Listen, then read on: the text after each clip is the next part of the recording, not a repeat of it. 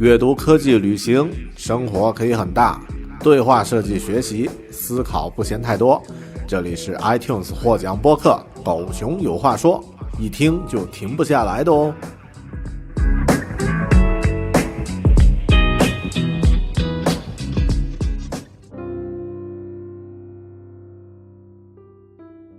Hello， 大家好，这里是知识型学习脱口秀《狗熊有话说》Bear Talk， 我是主播大狗熊。在前个星期的一天呢，我去了新西兰，目前在科技方面做的最好的一个播客节目，叫做New Zealand Tech Podcast。那么去做了一期嘉宾。做嘉宾这件事儿之前在国内经常操作就是大家可能经常会听到我在有的聊呀、大内密谈呀、这个其他的这些节目里面客串什么这个集合网什么都去过。但这一次在新西兰这个节目做嘉宾的不一样之处呢，在于它是一个纯 Kiwi， 就是纯新西兰本地的这个科技人士主持的一个节目，而且做的还很正式那么毫无疑问它的官方语言呢是英文。那么这是我第一次参加一个纯粹由洋人主持、纯粹由洋人进行这个采访和闲聊的一期播客。那么算是一个新成就的达成。那么在这一期狗熊有话说里面，我和你分享一下，首先呢聊一聊这期节目在录制之前的一些花絮。那么之后呢，我们就来具体听一听这一期节目我在 New Zealand Tech Podcast 里面和他们聊了一些什么样的话题。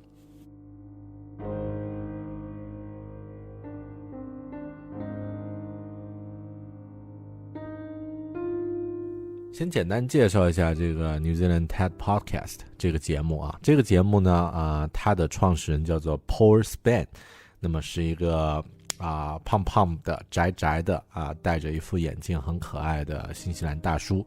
那么一看就像国内在中关村这个海淀区这样的一个科技宅的这样的一个形态。那么他的这个节目呢叫做新西兰科技播客。那么其实创始的时间呢比我要稍微晚一点，应该是2010几年，但到现在也做了400多期。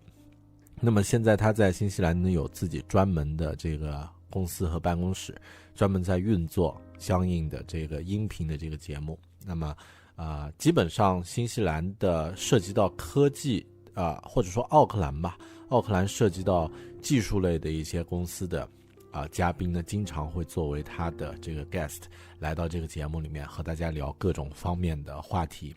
那么我和他怎么认识的呢？是在这个之前有过一些这个 LinkedIn 上的一些闲聊，然后后面呢我有和他讲过我在国内也做播客。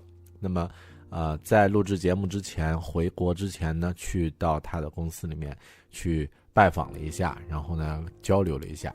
后面他说那要不的话，这个等你从国内回来，咱们也来传一期节目然后我其实也想邀请他到我的节目里面呢去聊一聊他怎么在新西兰这样的一个地方呢，把自己的节目做成一个能够有团队在支持去运作的一件事儿。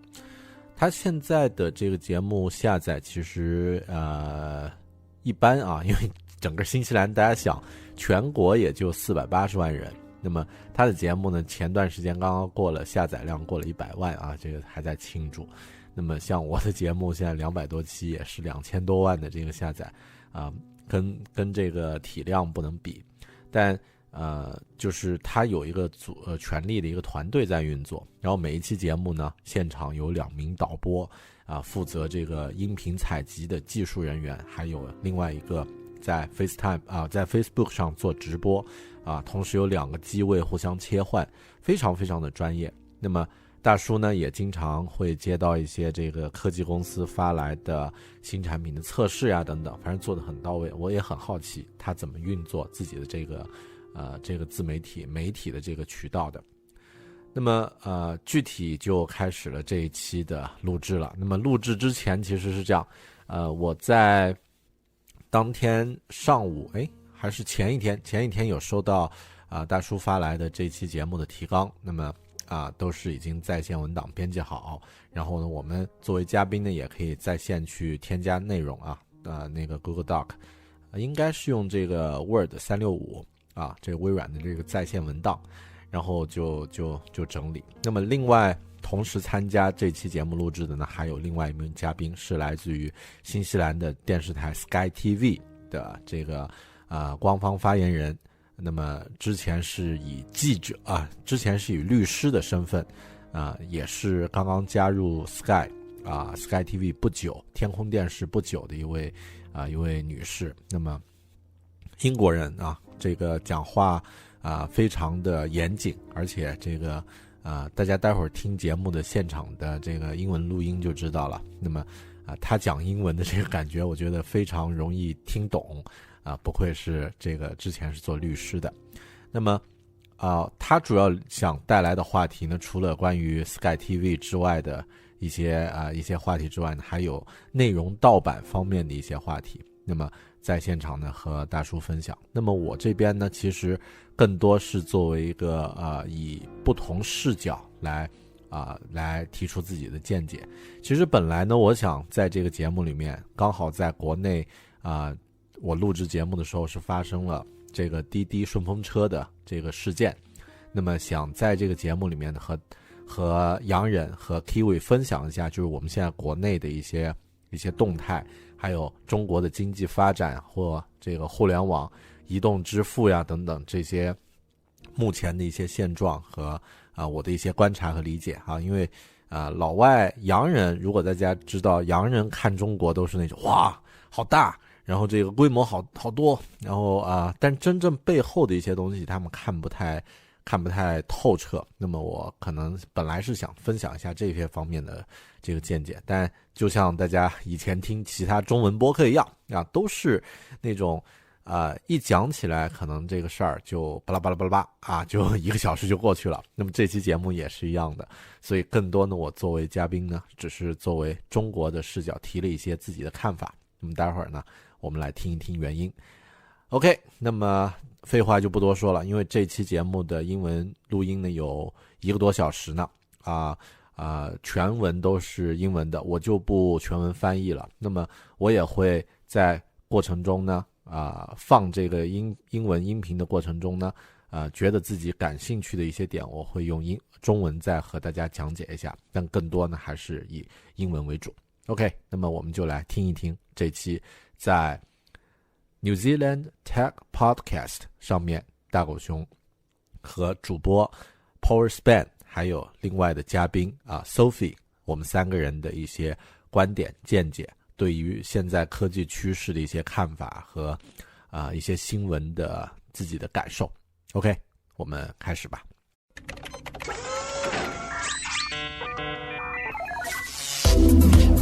The New Zealand Tech Podcast, brought to you by Guerrilla Technology, proactive and strategic IT. Greetings and welcome along to the New Zealand Tech Podcast. We're at episode 403. Now, 2 guests today, Sophie Maloney, Sky TV. Welcome along, Sophie. Thank you, Paul. Pleasure to be here. Thank you for having me.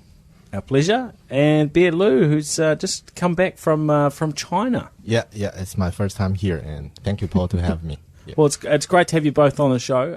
Sophie, maybe you could just fill guests. 这个时候我开始在做节目的时候非常的紧张，因为怎么说呢，就是毕竟第一次然后和洋人讲英文的感觉和中国人讲英文的感觉完全不一样。那么还好这2位主播他们的英语呢我基本上能够跟得上全神贯注的话能够跟得上。然后大家可能不太听新西兰英语口音的朋友会觉得新西兰人讲话这个到底是英式还是美式。那么打个岔他们属于介于比较偏英式的这种英语。另外呢他们在讲话的时候为了礼貌的问题呢经常会用一些声调就叭叭叭叭叭叭叭叭叭叭，那么这样的去讲话不像大家在电视剧啊、美剧里面看到那种叭叭叭叭啊这样的这个以降调的形式来结束。It's obviously a challenging time in the media landscape. So for me, it was a great time to get back and be part of the Sky team. That's great. Well, thank you for joining the show. Looking forward to diving in and chatting a bit more about what's happening in the Sky world during the show. And Bear, we just met up. Would have been probably a couple of months ago. Yeah. And I noticed that you've been podcasting in China, and then you've moved to New Zealand and working in the tech world here. Mm-hmm. What else should we know about you? Yeah. Hi guys. My name is Bear Liu, and as Paul said, I'm a podcaster. Which is challenging, but I found moving to a new country is more challenge than that. So I moved to New Zealand two years ago with my family. I used to be a UX and UI designer in China, which involves a lot of iOS apps developing program. So, but now I work for a health supplement and beauty e-commerce company in New Zealand, and in charge of marketing. So, which is a totally different career path. So yeah, it's actually a long story for my poor English. So I just make it short. Yeah, and the other thing, which about me is, I'm a podcaster in China for almost 6 years. A highly awarded podcaster. 我和他进入互相恭维阶段啊。他既然夸了我，我也准备夸一下 Paul。Podcast Bear Talk in 2012, and now it's just released 288 episodes. So yeah, but not as good as you. So you already stop it! You've got a much bigger audience than 400 than we have. So that's good. Well, looking forward to chatting a little bit more, and in future, sort of gaining some more perspectives on China. Yeah. And I think often we sort of look into China with an outside perspective, but don't really understand all the perspectives. So it's kind of really nice to be able to draw into some of your perspectives on some of these topics. Yeah, it's so let's jump in now. There's always lots of news to chat through. We've tried to keep it reasonably short so we can dive in and talk a little bit about China and about Sky. Yep. But first up was a story that one of the team here at Gorilla had mentioned to me that was in the media. Craig Harris, who's been on the show before. 他这个节目啊，就是 New Zealand TED Podcast 的结构基本都是一开始呢会介绍一些目前正在发生的科技界的新闻，然后呢会根据这些新闻呢，嘉宾分别以自己的一些角度和观点分享一下自己的见解，之后呢会有一些针对嘉宾的主题。其实这个结构我觉得还是挺像咱们以往常听的科技节目啊，像有的聊，其他的这些科技节目都差不多。We're aware in the past that sometimes, courts have insisted that somebody's name be suppressed in a particular case. And then using whatever mechanisms that information has leaked out anyway, even though maybe the mainstream media haven't covered it. In this case, the scenario that we were alerted to is basically one where you've got two defendants. And one was suggested one should have name suppression, the other should have the name suppression lifted. And I guess the request was that actually they should both stay suppressed, because if one name got released, then by searching for that person, actually people would be able to figure out who the other person was because of what some of the search results were, which is kind of an interesting scenario. We haven't seen anything quite like this before, but we've certainly seen names leaked when the judge says that they shouldn't, and then other things that sort of get passed round through sort of online back channels, shall we say. And where was this? Where was the court order or the suppression. So this is a New Zealand case. Now Okay. the link that I originally had seems to have broken. So I'm just trying to find the full details on it. But this was a New Zealand New Zealand situation, and I guess we don't have too much control here over what Google does and doesn't show. No, that's true. I mean, that's the thing about the laws. They govern the country, so all of the media here might play ball, but the search results that Google, and because of the intelligence that sits behind that search engine, which is great, it makes all of our lives, much easier in many ways. It does create these other moments, and hopefully we might come on to the piracy story, because that's one of our issues, is that actually when you start to search for things, the autocomplete and the power of that search engine will immediately lead you to places that, legitimate service providers don't think you should be. And I think the name suppression one is quite interesting. You're right, because they search on one and up pumps the other name. So I think it's a really interesting way of managing kind of traditional legal means and media with these global tech giants and the power of those search engines. I imagine, Bear, in China this will be different, because the search engines and what happens online there is much more regulated from a government perspective, right? So if the government felt that there shouldn't be a result that was being shown, then they have a lot more control than we tend to have in most other parts of the world. Yeah, I think it's on two sides. We on the first layer, we thought China government controls all the informations of internet in China, which actually is quite true, because any sensitive political informations will be reviewed by the government first. But now on the second layer is that people in China is already know there are two things on internet. So if you try to search with Google or with other search engine outside China, you will find totally different result. So or that they're blocked entirely. So it's just like in China, like Baidu. It's a search engine in China, and they will try to change their way of display to make sure that the top result is selected by some purpose. But I think from a technology perspective, maybe the name suppression is hard in internet age, but it could be easier in the blockchain age, because later when we adapt blockchain, the whole internet will move it into another level.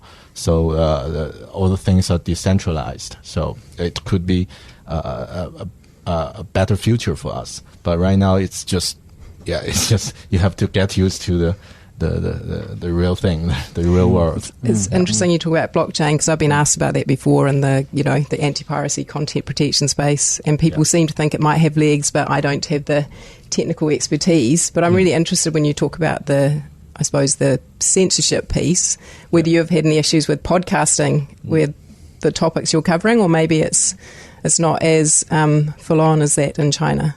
I think it's in podcast I was just wondering if you've ever had any issues, or you've done podcasts and people maybe if they've got this kind of oversight in China, I wonder if it creates any moments, or have you had the military police turn up after you've recorded a podcast, Pierre?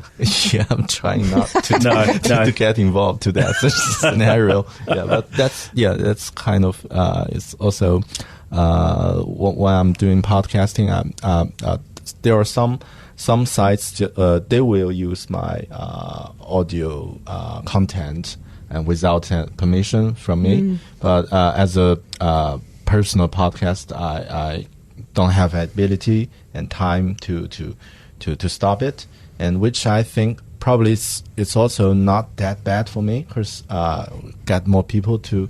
And you distribute it free anyway, right? So if somebody else redistributes your podcast. Yeah. Although you would prefer to control that, It's not quite the same, although it's sort of copyright to you. It's not the same as though you were making a living based on every person that listened. It's of course podcast content. I think it's just for free, and the only thing that concerns I have concerns about it is I don't have any traffic or analytics about the audience who the feedbacks from them, and if I'm doing something. Some content for commercial, like if I sell some webinars or online courses, and it will be I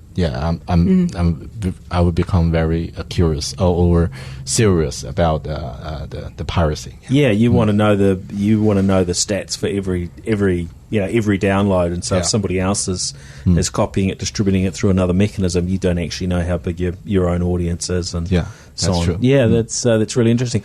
And talking of podcasting in China and even here, because I imagine you want to keep going back to China. Is there a level of sort of caution that you have to carry with you when you're talking on a podcast while you're in China or even here, where you would just think through what perspectives that you share, knowing that anybody could be listening into the content? Is that something that would go through your mind or go through minds of others that you when they're communicating publicly? Is that the reality? You just have to sort of filter what you're saying to consider. There might be some things that you would discuss quietly one-on-one with somebody in a private context that you can't do on a podcast. Would that be? Yeah, actually, it's everyone has to think about what they are saying in China publicly. Just got a filter in mind about everything about politics, or if the topic is quite sensitive, so people will choose not to talk about it publicly. It might get them in trouble. So as a podcaster, of course, and I found it's quite limit our ability to express. Right. So here in New Zealand, we talk about freedom of speech has been debated, recently with some really extreme views, and I guess now we're in a world where what's said. It might not be that the government comes down on you, but there's certainly a lot of public opinion if you say something that a lot of people don't agree with. But you've got the broader extent of the role the government plays in there as well, right? Different pressure. It's a changing world. Okay, now, and the next thing we had was Huawei and ZTE, who have been banned from supplying technology for Australia's new mobile network. So, we're expecting to see a 5G mobile network get established in Australia, likely ahead of us here in New Zealand. They're talking, 2019 for that, and we've got Spark and Vodafone sort of talking about 2020 here. But the big difference between Australia and New Zealand is here in New Zealand, Huawei, for instance, have a lot of network infrastructure within New Zealand already, and there's I haven't heard any suggestions about sort of limiting the involvement of Chinese companies in New Zealand's networks. Although I know that there are. I hear comments from time to time from varying channels where people feel that we should. But in Australia, it seems as though they're looking to draw a reasonably hard line to block out Huawei and ZTE from being involved in this new fifth generation mobile network. Yeah. What are your thoughts on this? Because I understand that one of the reasons for this is legislation in China that requires, I guess, local companies to potentially release, information. But in New Zealand, we have a look at our networks here. Our mobile providers, and look, they're forced to also, share certain information. If there's a court assigned requirement or a police request to capture a text message, something like that, and these are being used quite legitimately to. I guess prosecute people in the past who most people in New Zealand would agree probably should have been prosecuted, murder type situations and so on. So they're probably quite different in these two cases. But how do you feel as Chinese person around this sort of, these barriers sort of being put up to Chinese companies? And we've seen sort of similar things happening, in the US, particularly under the current government, regime under Trump, where things have been sort of, much harder for Russian and Chinese companies to do business in certain areas of the tech sector. So as a Chinese, I think to talk about this topic, we have to answer two questions. First is, what is fifth generation, the 5G? What's that? What that means? Why it is so important that that Australian government banned it from Chinese companies? And the second question is, why Australia? So it's these two questions are quite interesting. First, I did some. I know nothing about 5G at first. But then I read some articles and find it's not just as 3G to 4G, just faster and more bandwidth. It's not as simple as that. So it's basically about if we adapt 5G. Machine can talk to machine. So it's like the machine could be a requester to request data directly from machine, not human-machine interaction, which means take Tesla car, for example. Now they have heaps of sensors all around their car. So while they are doing auto driving, if there are people or other cars, they will detect environment. But it's just based on sensor. So with 5G, that means the other car could have 5G and they can talk to each other. So this car could know the speed of that car, and it could avoid traffic accident and could improve our lives in a fundamentally way. And it's just one case. So I think that's why all the countries like US, UK, Canada, Australia, China, Japan, Korea, they are all quite keen to get a place in 5G. It's quite competitive. So this is from a technology perspective. But the second thing is why Australia? Because Australia, the Prime Minister of Australia, he's quite.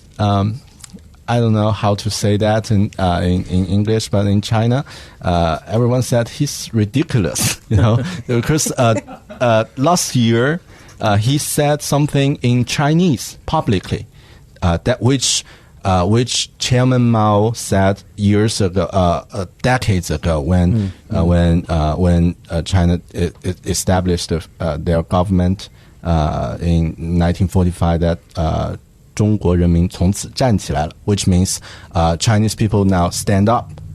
And the Prime Minister of Australia, he said it in Chinese, that Australian now stand up.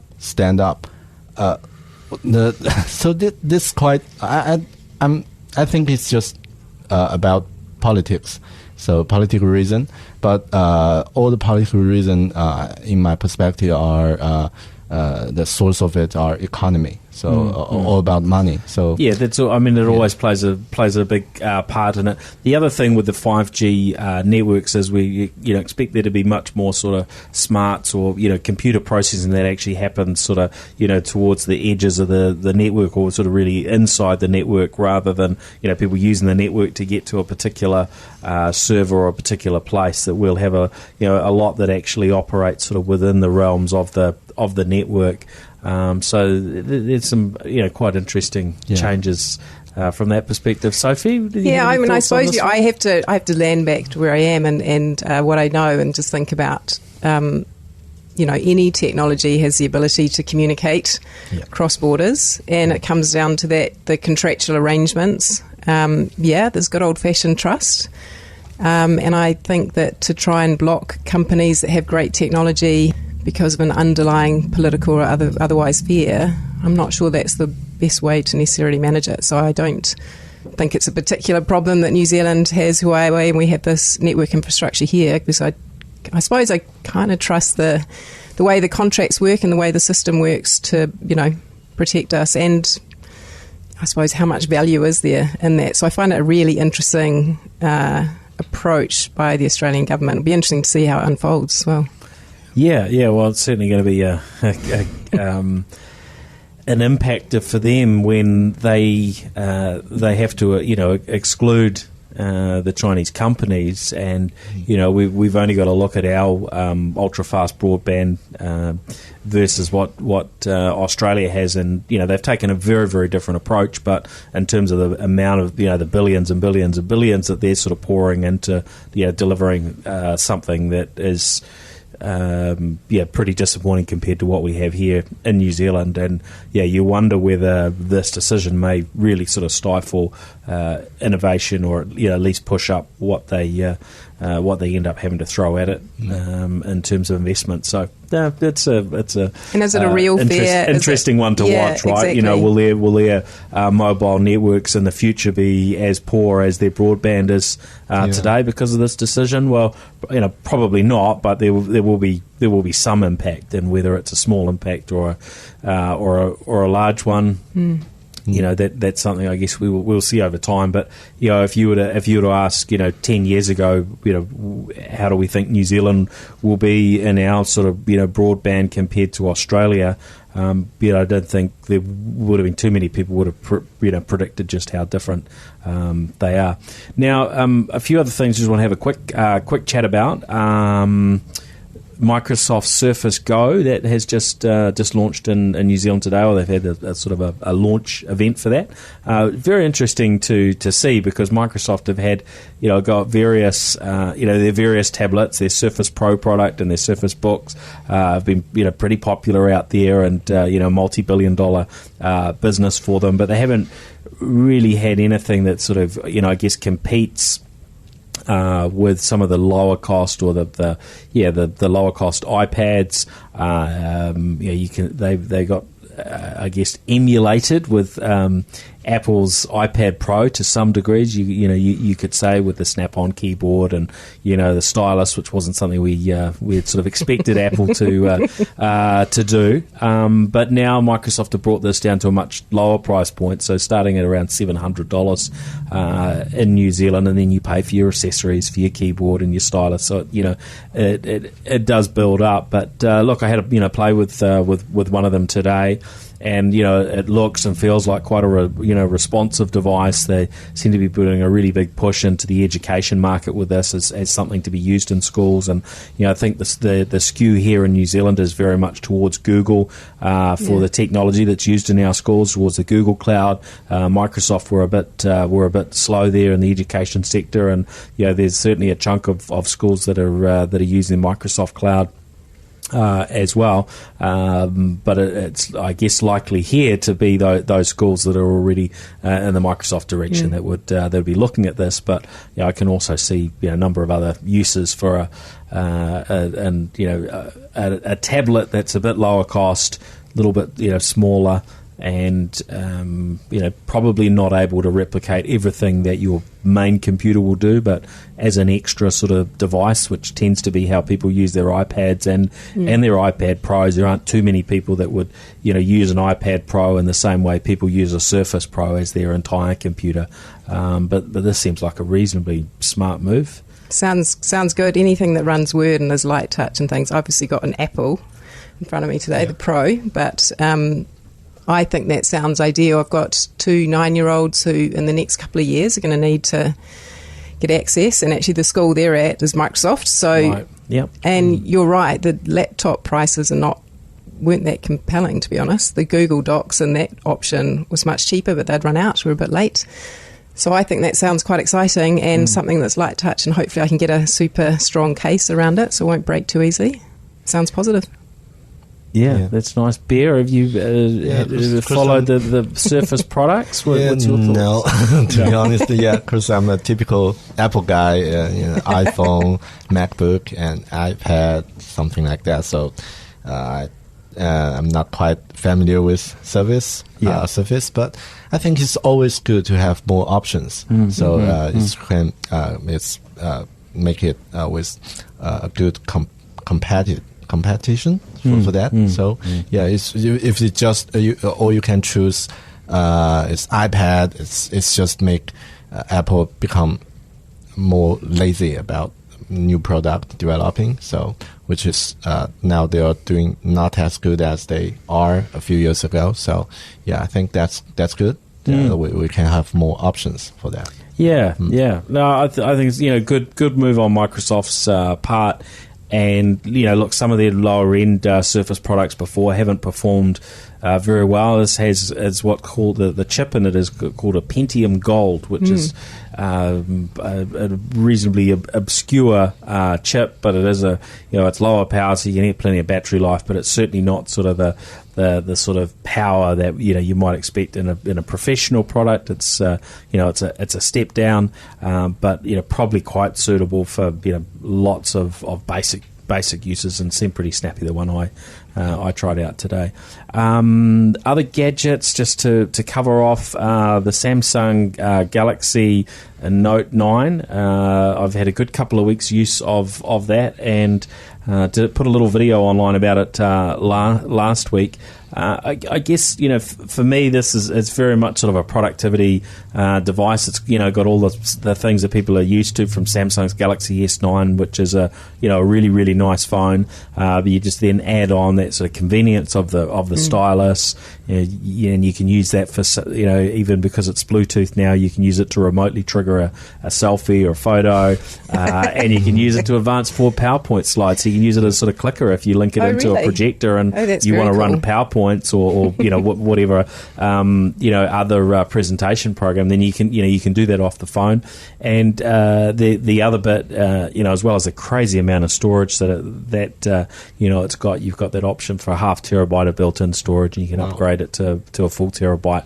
As of that, you can just link it up to a big screen and use it as a PC of sorts if you hook in the keyboard and mouse, and that seems to work pretty well. So I used that the other day. I sort of forced myself to not use my laptop and just use that. And look, there are limitations. There are things where you've got to get workarounds and things that are different. But for those scenarios where you don't have your full device with you, it's kind of nice to be able to do and you said it charges super fast as well. Charge it. Well, it's got wireless charging. It's got fast charging. It's got a big battery, so you get long battery life out of it as well. The sneaky thing was that they are releasing dual SIM versions in some parts of the world, but we again miss out on that sort of stuff here because of our telcos. But for those that are very keen on that, I'm sure there will be a route through which you can find that with parallel imported models and so on. But look, overall, a very nice piece of technology. And then the other gadgets that have sort of come onto my radar in the last few days were DJI with their Mavic 2 and I guess their sort of closest competitor in the drone space, another Chinese company, Unique, YUNEEC, for those who are not familiar with them. They announced a drone last week that looked like it, potentially could be quite a worthy competitor to DJI's Mavic and Mavic 2. What's the other one? Mavic Pro, I think. And the standout for it was it had much longer, battery life. A lot of these drones are sort of around, 15 minutes. Oh. And so they were announcing, their one was about 30 minutes. So it seemed really good. But the one thing that this new one from Unique, the Mantis Q, doesn't have, that DJI have, is the sort of, collision detection. And so I don't know about anyone else, but when I try and fly one of these things, there's a pretty good chance that if it's near a tree or near something that it can hit, then I'll probably hit it. So does it warn you and it disables it, or you still have to navigate it? Well, to the ground? Unique one doesn't sort of have the smarts to do that Yeah. collision avoidance sort of at all, or maybe if there are a couple of drones, I don't know how good its detection gets on smaller things, but but I guess what's happened that sort of made up my mind, because I was thinking, maybe I should buy one of these, Unique ones. We'll have to see what DJI come out with. Well, they've announced and launched their new Mavic 2. Well, it has sort of similar battery life, around the half an hour, but it has the collision detection and so on. Yes, it's quite a chunk more, but I think I'd probably step up to get the Mavic 2, so that I'm less likely to. Is it on your to Christmas crash it. your Christmas list? Do you think, Paul? I think it could be. Yeah. Note to all listeners. Yeah. Yeah, I think it's two different market. I think. Yeah. So DJI they just aim for professional customers, and their products with a high definition camera and really high quality and long-standing battery. But the other one, Unique Mantis, I think it's especially for Asian market is quite a smart move. Of course, all Asian countries, we are crazy about selfie, including India, Japan, Korea, China. I think it's global. It's just everyone, every girl and every boys. The most common things you seeing on the street, they are doing selfie. So this could be a new way, a cooler way to do a selfie with a drone. So, right, because the Unique Mantis Q has this ability to control it through yelling, waving, smiling, whatever. It's got a number of detections. I don't know whether that voice control works through the remote, or because drones can make a bit of noise and also get a long way away from you. So that's kind of curious to have that voice control element to it, the ability to sort of wave and trigger videos and having these things sort of follow you. There's some quite nice capabilities, aren't there? So if you are, I guess, in the market, it's worth having a look at the latest from both companies. Now, Sophie, on to Sky. So I'm kind of curious because look. There are lots of things that we could have talked about to do with Sky, where your technology's going, and so on, and all in the right direction. Paul. There you go. And but it was suggested that the first person we need to talk to was you, Sophie. So you're the very first person from Sky TV to come on the New Zealand Tech Podcast. I'm very excited to be here. I don't have tech in my title, but you never know. Could be something in the future. Yeah, so I'm keen to sort of hear what it is that's got you excited about Sky, and really talk us through the importance of your role and obviously the things that have been going on. We've heard about in the media recently in terms of Sky taking on those that have been selling. Little boxes to try and access Sky without paying. Yeah, and you obviously had some success in the courts there, and why you think that's so important. Well, look, it's my pleasure to be here. I am here to predominantly talk about content protection. Why? Because I love content, right? I think it's one of life's joys. I think we should celebrate it. but actually it takes a huge amount of effort to make great content. So there's a lovely stat around Game of Thrones, one of the most pirated shows on the planet. But from the page to the screen, they talk about 3,589 people being involved in that process. Now, that's a tremendous number of roles, and I think people tend to think about piracy, or it doesn't really matter, it's just me sitting at home, it's a simple click of my finger, victimless crime, it's only Hollywood studios. Well, actually, it's not. It's all of those people who are involved. So, and actually, it's not just about movies or TV series. It actually impacts one of our prized possessions in New Zealand, whether you like rugby or not. This actually does impact our codes as well. So I'm here to talk about that on behalf of Sky, but also because personally I really care about it. And I do think there needs to be a conversation in New Zealand about this. But the Fibre TV decision, which came from the Christchurch District Court recently, was about these little code boxes, which is this little box that plugs into your TV. And they were sold on the basis that, buy this, don't pay for content ever again. Content will be free. And I do feel bad for people because they actually paid over $350. And those boxes, when you look at the tech that's inside of them, are worth a fraction of that, right? In terms of the actual box, right? And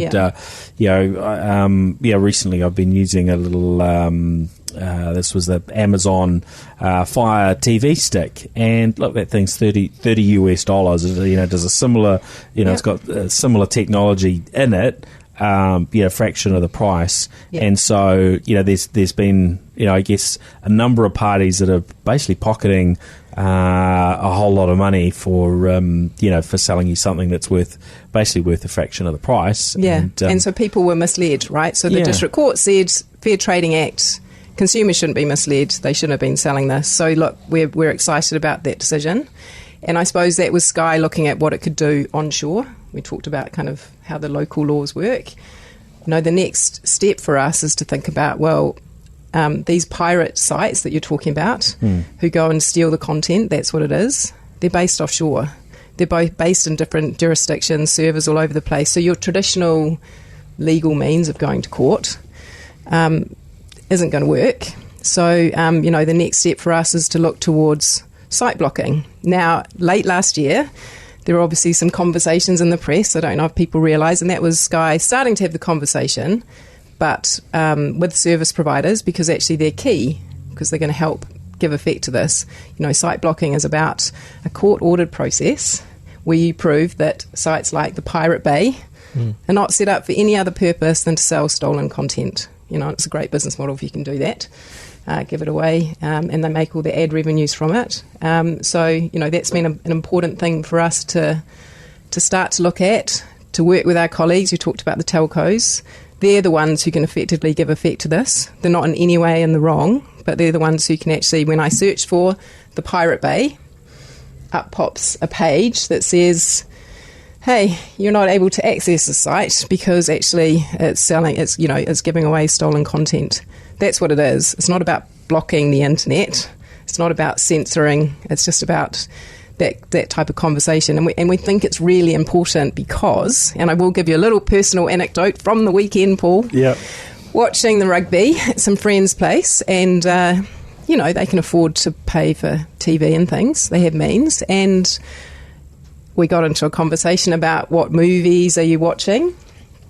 And even though they do have Sky in the home, the comment was made, no, I'm not pirating, I'm using Putlocker. Now, Putlocker is one of these sites, torrent sites, and they're giving away stolen content. They're making ad revenue from it. And the only people who are benefiting are those criminal networks offshore. So that's why we think it's important going forward that we're going to look at site blocking again, ideally in collaboration with the ISPs, and that's a process we're going through at the moment. So just stepping back to the Cody boxes, because really, I don't think publicly that had a lot of attention in the media until Sky started taking these things to court and and putting out press releases, whereas now I think, the name Cody Box has probably, become much more well known.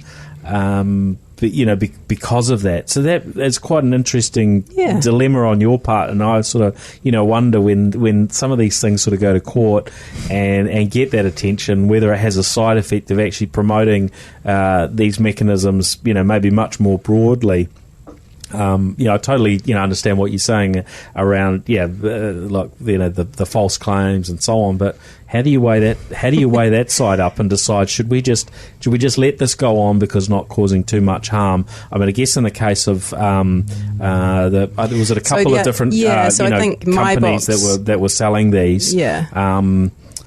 They were claiming some pretty big numbers too, right? So was that one of the key triggers for you? Because at what point do you decide, it's worth pursuing this particular thing, or, somebody's, maybe holding their phone to their TV for a stream that other people are paying $50 to see, and then they're sharing it onto, Facebook and so on? Because that was another one where, there's sort of a feeling of, well, I wouldn't have thought of looking on, Facebook, or a lot of people wouldn't have thought of looking on Facebook for streams.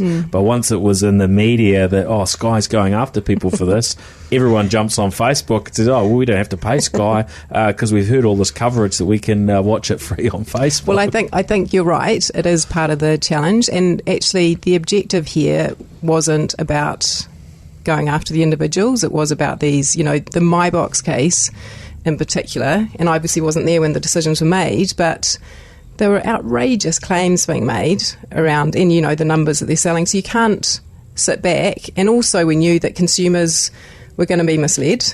These boxes now, we've been trying to do a demo in the office. It's very challenging because there's been so much disruption offshore of these, these preloaded boxes, so the sites that they track to, they're no longer tracking to, so people actually aren't able to see the content. So you bought a box and you can't get your free Sky TV. Correct. Disappointing. So I think that actually, from my perspective, and I did this in my prior role, this is a bigger conversation than Sky. It's a much bigger conversation because it's about, of course, value. And I just don't think we can readily accept the normalisation of what is theft or engaging in it, even though it's very easy and it's at home and it's a simple click. So actually that's where the education, informing and comms piece is absolutely critical, because it does come down to consumer choice. Yeah, look, I mean, there's so many aspects to this discussion, and a couple of things that one of the things that often comes up is, look, if if it was just easier to access this content in a legitimate way, then we would pay for it, right? I mean, I hear that from so many people that I talk to, and look, for me, I know enough people that have been involved in or are involved in the production of music and TV and film and so on to feel as though, look, I'm gonna back these people by paying for content where I can pay for it. And so, look, on this one, I probably do stand a bit more on Sky's side than I would have on some other discussions to do with Sky from time to time. But there are lots of great services, right? Yeah, and that are cost effective. Look, it's.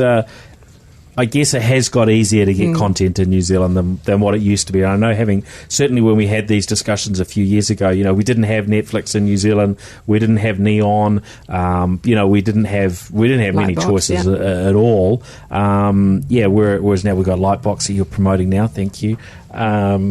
Look, I'm on the side of content protection, so that means celebrating all of the legal services however you consume them. So, and that they are reasonably priced. Yeah. Going forward with the new platform that Sky is going to be launching in the new year, in the next 6 to 12 months, I think the time frame is the Cisco Infinite Video Platform. Some marketeer needs to come up with a better name potentially, but it is about making sure it's really easy for consumers, whatever the content is they want to watch, to put it onto that one platform. And I suppose the other aspect is you can trust these platforms. You can trust that the content's being curated because we're subject to New Zealand laws, and you can trust that when you're watching it, you're not bringing any kind of malware into your home. And I think this is the other part of the conversation. That doesn't get raised very often, but I think as a really good one, that people wandering over into some sort of darker places on the net looking for content, right? Can get sucked into all sorts of issues from a security standpoint. So, I mean, that's a fair one. I guess there's also the aspect, though, of for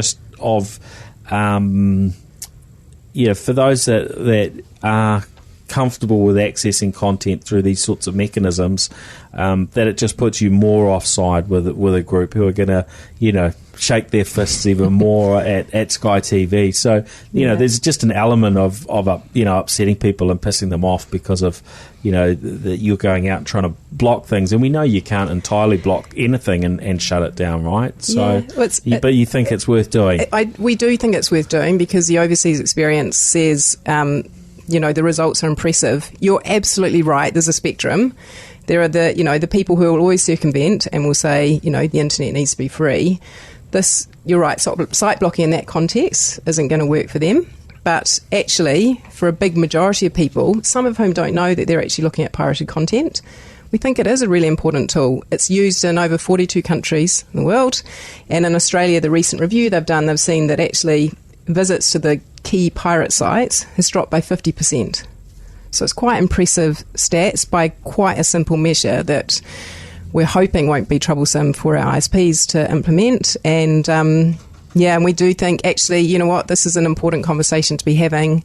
And we're having it with our broadcast colleagues. So, at TVNZ and at MediaWorks, also with Spark. So it's an ongoing conversation and we think it's really important. So that's why we're going to lead the charge on it. So what's next? What's next? Well, actually, there is some really interesting research I just want to pick up on that we looked at how many people are pirating, and just on this site blocking point, of those who admit to being regular pirates, 44% of them say they would still support some form of blocking because actually more should be done. They kind of know it's not fair. And, there is still, piracy is still very prevalent. And a lot of people are doing it, some of them unwittingly, others knowingly. One of the stats that we've come up with, which is deeply concerning, is 8% of New Zealanders are regularly pirating live sports streams. So it's 300,000 people who sort of think, oh, well, that's fine. And I suppose our overall message on that is, hey, stop for a moment. And I'm not just talking about Sky's bottom line, I'm just talking about the talent, the people involved in this industry. It takes time, it takes effort, and it does take investment. So we're hoping that Kiwis want to play fair. But doesn't that just cater to different people at different points? Like if we were chatting before we started, I think about iFlix in Asia, who've got a Netflix or a Neon-like sort of service. Yep. That's a fraction of the price because you've got the economies in some of these countries, Indonesia and so on, aren't such that people would ever pay what we pay for sort of streaming. So isn't there an aspect of for those who maybe can't afford to pay the full price of Sky or something, that this gives them a sort of a way of being on a more level playing field so that they can still watch sport even though they don't have the money in their pocket because they're struggling just to feed their families. I do. I understand that those economic drivers, and they're really challenging. I'm not going to say that's easy to solve. One little plug. So FanPass, which is our online sport product, is now on mobile. It's just under $16 a month. So we think that that's quite a big shift. Yes, it's the smaller screen. It's probably on the sort of crouching around your. Well, you'll be surprised in my household. We all seem to. Handset. No, I understand. So look, those things, but we do think there are a bigger tranche of the population at the moment who we need to have a conversation with. And so that's why the comms piece, you played our new virtual reality game, Copycat Combat. It's just about engaging the public. It's not about taking people to court. And we're going to be taking that around schools and to sports clubs and getting people to play so we can talk to them. And Bear, I think you got more points than Paul on the game before this podcast. So well done. Yeah. You're a better content protector. We had a VR game before we started podcasting today. Just it's like a warm up. Exactly. Kind of interesting. Yeah. Cool. Look, I think there's lots that we can talk about on this. Look, what I really appreciate is that Sky is certainly communicating. I think a bit more now with I guess the community on some of these things, and I hope that will continue. There's obviously other discussions to have around where the technology is going, and we'll look forward to having some further chats with some others within sort of Sky on some of those aspects. Sounds good. And the feedback from your community is important, because actually that's how we get better. So thank you for letting me share some of those thoughts. Yeah, no, that's good. And you raised some good things. Were there anything that you wanted to add to that discussion, Bear? Yeah. It's just like while you are talking, I'm thinking about piracy, and same thing in China. And like Game of Thrones and other American TV shows, which is also quite popular in China, even though there are no official products in China. So based on piracy and a subtitle group, which helped a lot to translate all the subtitle from English to Chinese, so that China audience can understand what they are talking about. And they are so developed that now for Game of Thrones, when releasing in America, maybe just a few hours later, there will be a high definition version, and you can download from China. But I noticed that, which Sophie said, one point is very important, that you might got something illegal from that content. Even that content is originally legal. Let's give an example that Game of Thrones, when they release it from the Piracy website, the first version of that content will add something, will guide you to some gambling website or other illegal website, and it's probably will you may lost a lot of money, or security problems, will something like that, and you don't know if there are some frames they will add something. So there are some. It's kind of like you don't know, because before that I've heard a girl download some romance TV shows and watch that, and while she's watching, she was some horrible frame. Yeah. So they splice some other content through. You're right. It's like a practical joke or something, but it's really feels not good. Yeah, and I think so that sort of control sort of gets lost, doesn't it? When and you've got no sort of point where you can go back to address that when it's it's just being coming through those channels. The criminals don't care what you're watching, right? So I think people, if there are accountable provider and with not cheaper, just a reasonable price, people will willing to pay that money for the good content. But the other issue I'm thinking about is at this age, the boundary between consumer and creator is blurring. So it's like in media industries, this is probably not a big issue, because the content are created by professional groups of people, so with a large budget of money, but for other individual creators, it's quite tricky to deal with piracy, and it's kind of like it's developing too fast to catch up, to take on. So yeah, that's quite an interesting thought, because I think we usually think of piracy and its impact on big media organisations, nameless, faceless corporations that are a million miles away, and we don't know anybody that works for them, and we certainly wouldn't have those people sitting across the room in our podcast or hang out and chat to them at all. But when it's your mate that's producing some content, or a family member or friend, then it's starts to become a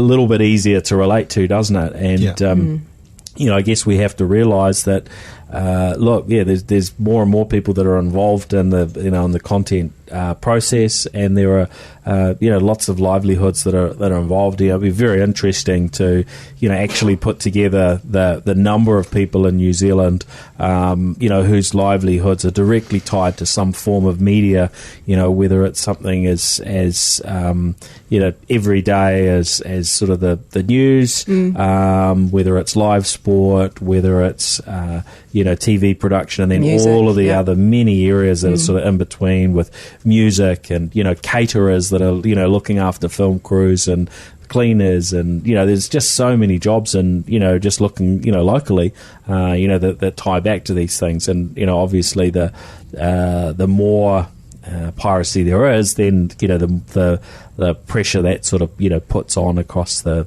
sector. That's exactly right. It's not just a big faceless corporation. It's actually individuals, and a lot of them are behind the camera, so you don't necessarily see them, but their roles are absolutely vital.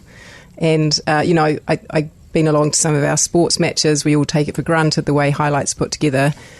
The talent of some of these guys and the speed with which they do stuff in their decision making is awesome. So that's what today is about, to have that conversation from our perspective. And I think it'll be really interesting at some stage, Bear, you mentioned blockchain, to kind of see how that will work, because maybe that for individuals will actually be a bit of a transitional moment. I know it's a little ways off, but it was really interesting that you mentioned that, because I have heard about it probably before.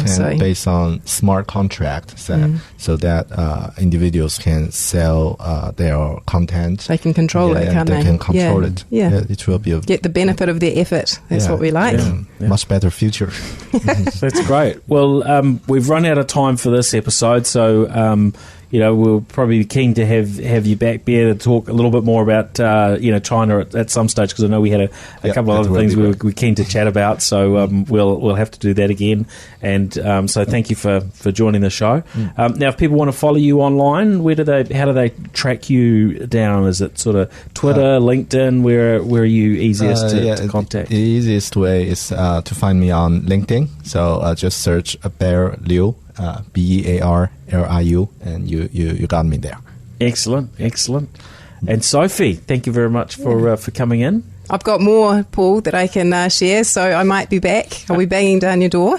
And I'm only on LinkedIn in terms of social media, but, if anyone wants to email, they certainly can, or get in touch. Very happy to hear direct feedback too. So, look, thank you very much for having me. That's great. Well, it's been good to have the conversation, and look forward to further engagement with Sky. Because realistically, you're absolutely key player in our media segment now. And look, things are changing, but we want to hear what's happening, and hopefully things keep going in a good direction here. So sounds good. Thank you. Good stuff. All right. Well, thanks everybody for listening in. You can track me down online across Facebook and LinkedIn and Twitter at Paul Spain, and we'll be back in with another episode next week. So we'll catch you then. Thanks everyone. Bye. Thank you. Thank you. Bye. 阅读、科技、旅行，生活可以很大。对话设计学习，思考不嫌太多。这里是 iTunes 获奖播客《狗熊有话说》，一听就停不下来的哦。